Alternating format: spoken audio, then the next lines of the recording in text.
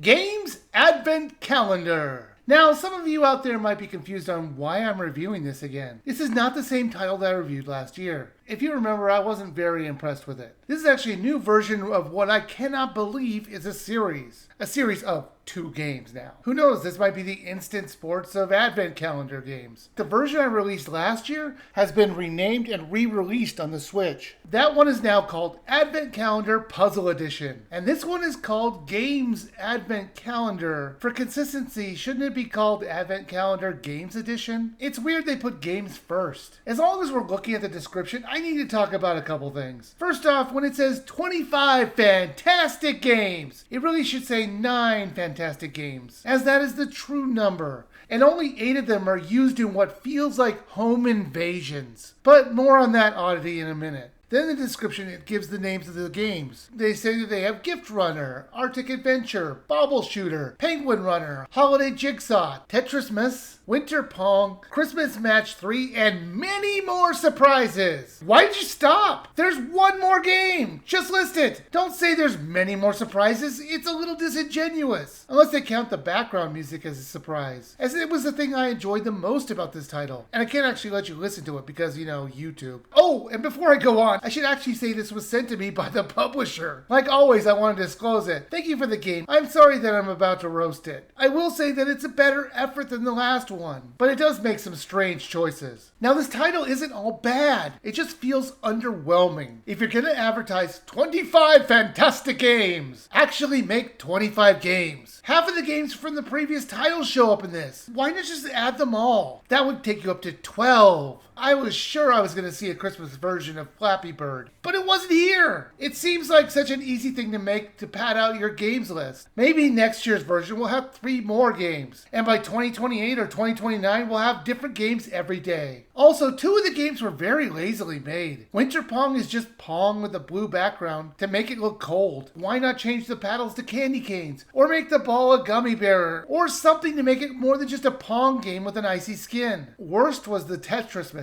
It was just Tetris with an owl background. There was just so little effort in giving it holiday cheer, it was just jarring.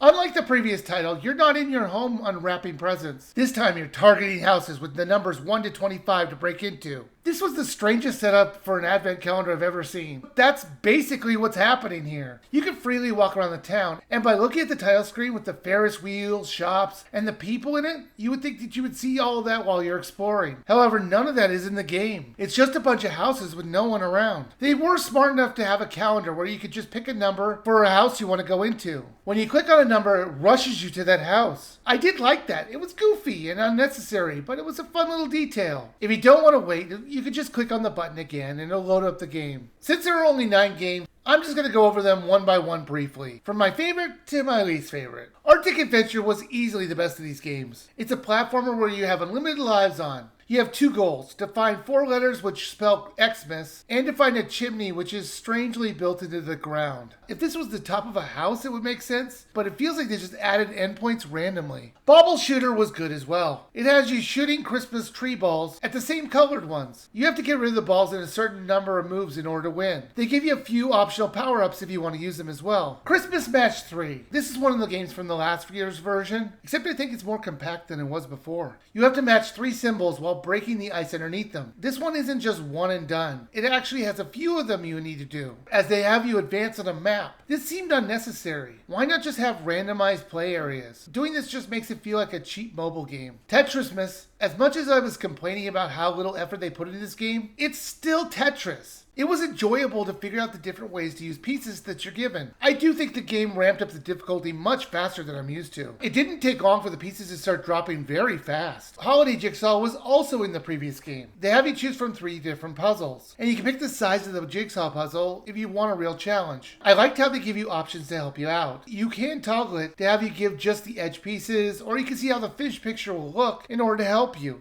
Gift Runner and Penguin Runner are basically the same game. The big difference is that one is in 3D and the other is in 2D. Out of the two, I think Gift Runner is probably better. You could jump and slide over obstacles. You control a character who clearly doesn't care about his safety. However, to be fair, this town does have some issues with the way it protects the public. Look at this pit with caution signs to the side of it instead of in front of it. And there's presents in the hole. Almost like saying, yeah, go for it. Jump in this hole. Penguin Runner is a 3D endless runner where you're going to be moving from side to side and jumping and sliding past anything in your way. The way that it's set up, it's hard to see how much time you need to deal with an obstacle. Sometimes you would just jump or slide too early and you would only have 3 hearts until you lose. Winter Pong. It's just Pong. Nothing more, nothing less. The AI that you're playing against is really good. You played at 10 points, and out of the 4 games I played, I only scored on it once. And it didn't help that the controls were very stiff, and I was constantly overcorrecting. And the worst game in this collection, they actually brought back from the previous title, which is Christmas Artist. It was the game that I actually hated the most previously, as it was so tedious. And they didn't do anything to fix that. It's still a paint-by-number simulator, except this time you're painting by the pixel. It was very boring and confusing. It was hard to see which color you're actually filling in, and I don't see kids having the patience to do this. In the beginning, you can unlock all the games, or you can have it unlocked day by day. I had actually mentioned this before,